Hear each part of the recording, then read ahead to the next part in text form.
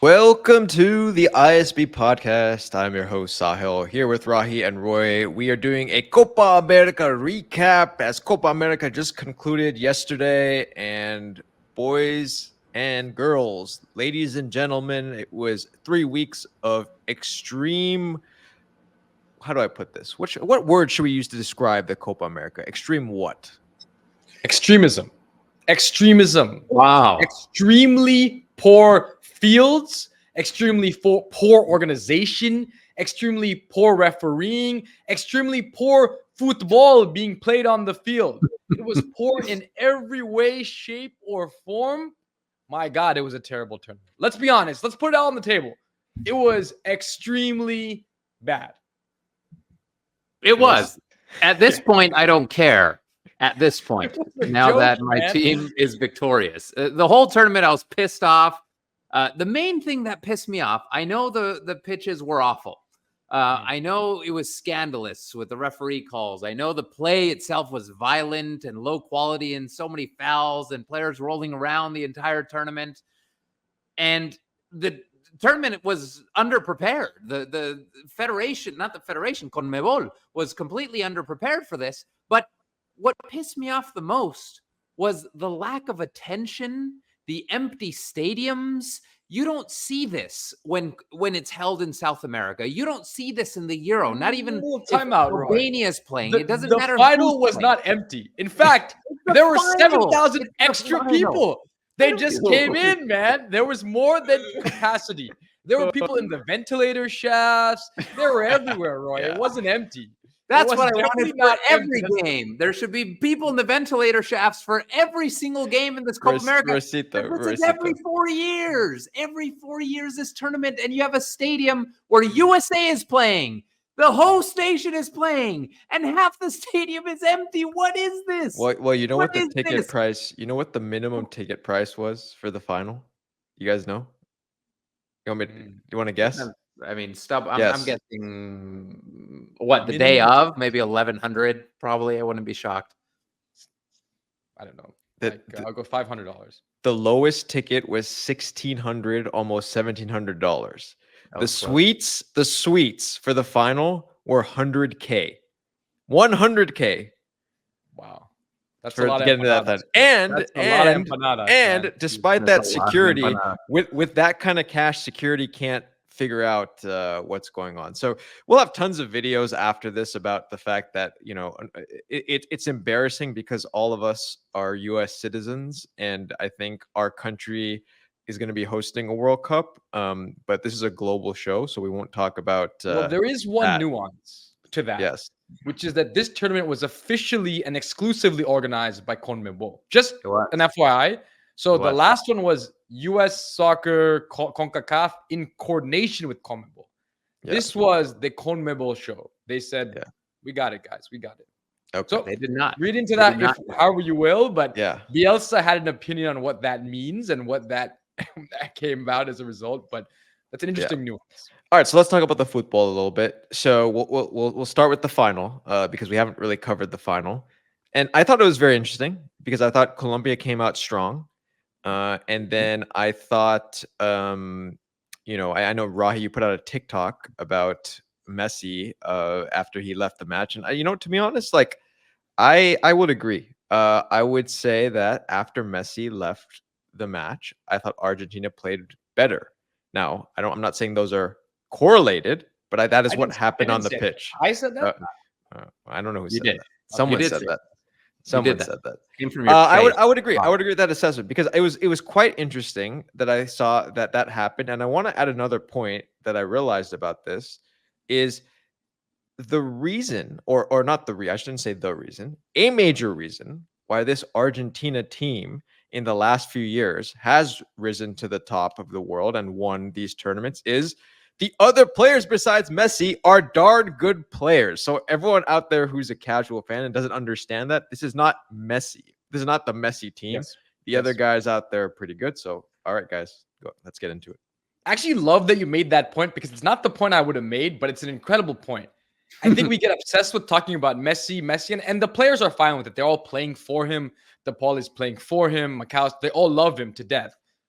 But let's take a moment and step back and appreciate this Argentina team, starting with Dibu in the back and all the way to the manager Scaloni, because Leo Messi, the god that he is, didn't have an impact in what this team did in this tournament, to be honest, and definitely in this final. So let's give everyone else on that field the credit they deserve. It's great. It's a great point you made. I didn't think to make it, but you're absolutely right. We get obsessed with talking about Argentina as Messi.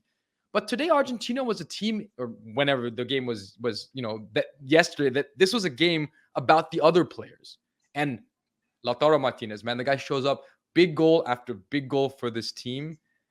And the midfield was excellent. I thought after Colombia dominated initial proceedings, they were very good, Colombia. Really very good in the early stages. But then the maturity of Argentina showed up. And towards the end, you really just felt that, yes, Colombia might score a sort of a freak thing, but it was really Argentina knocking on the door. And the goal felt like it was coming right. Yeah, I think it's unfair to Messi to suggest that the team was better without him. That statement is true in this game. Why? Because Messi was injured since the 30-something minute. You saw his ankle. You saw the twist. That looks like a hyperextended ligament or potentially a fractured ankle that he played on for 30 minutes. He played on what looks like a fractured ankle for 30 minutes. So let's keep that in mind when we say the team looked better when he came off. Sure, because the player was injured. It was a grossly injured Messi. So yes, I agree with you. In general, do I agree with you? No, because what happens when we take Messi off the field? Sure, you get a bit more mobility. You get someone that's probably going to press a little better, someone who's going to be active more so than Messi.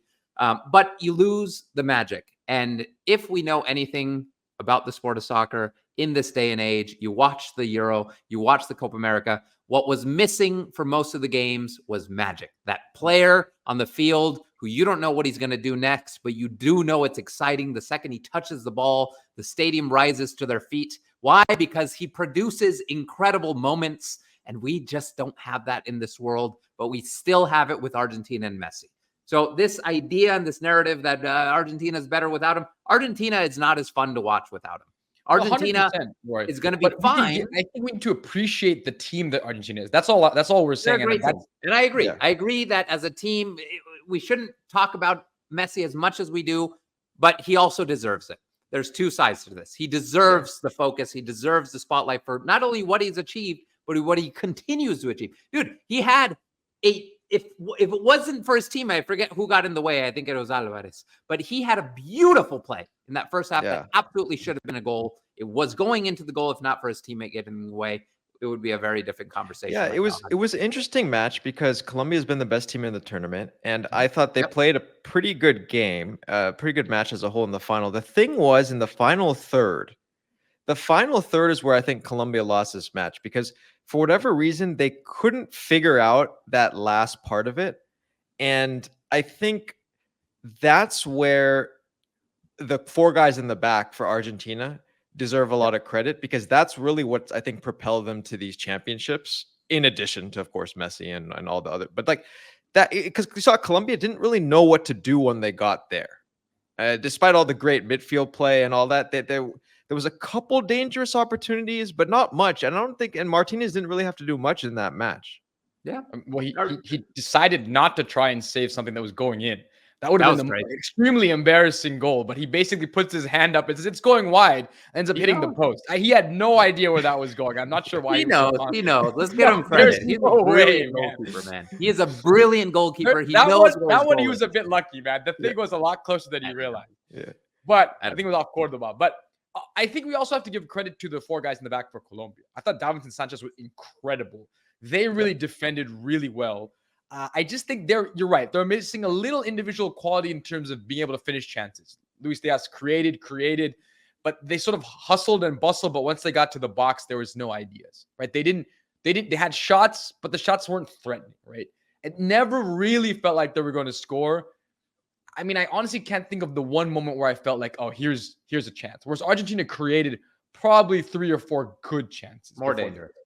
Yeah, but the thing is, Colombia had tons of corners, and that's the crazy thing, right? They had like corners, they had opportunities here and there, but you never. I don't remember like a single shot that was. There were a couple of shots from far away, but like there was no like really penetrative stuff, and that's where I think this team, for whatever reason, in this particular match, didn't have the same finishing that they did in the previous matches.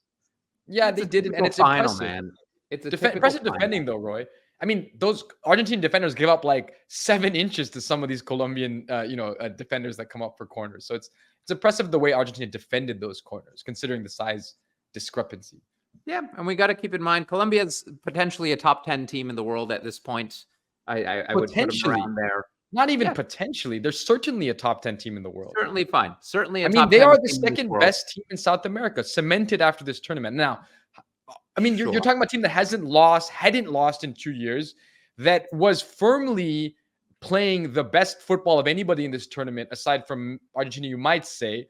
But I mean, there's no question. They were better than Brazil, better than Uruguay. There's no question in my mind. This is the second best team in South America as of today. Yeah. Yep. No, and I would say before the final, they were the best team. Like they had played better football in the tournament, and frankly, in half the match, they played better football than Argentina. But here's where the championship sort of, I think, being in a final helped Argentina, Roy. I think just being in the final helped them a little bit, especially toward the latter half of the match. I felt like in extra time is where you finally saw Argentina, assert themselves more so. Yeah, they've been doing it all tournament. The entire tournament has been the same story for Argentina. They did it against Canada both times. They allow other teams a bit more possession.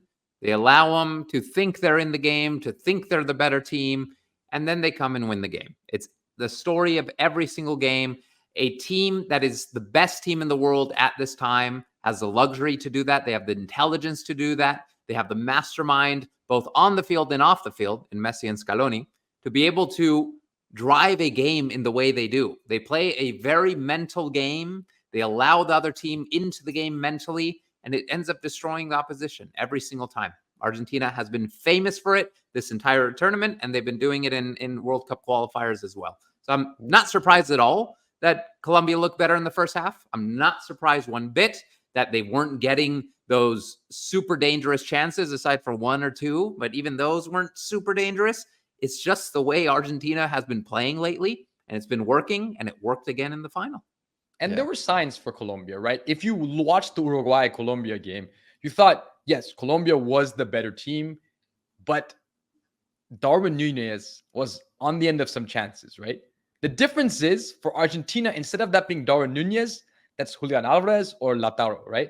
And those guys finished their chances, and that's the difference, I think, that in this game, Lautaro has the one chance. A little lucky with the finish, but he finishes, right? And that's the difference, that individually there's more quality in this Argentinian team, and ultimately that does make the difference, the edge. The one weakness they have, Roy, is that they continue to concede late goals. Not in the final, but that earlier game against Ecuador was quite concerning. And I don't know why they continue to do that. That's the one weird blip in their sort of mental armor.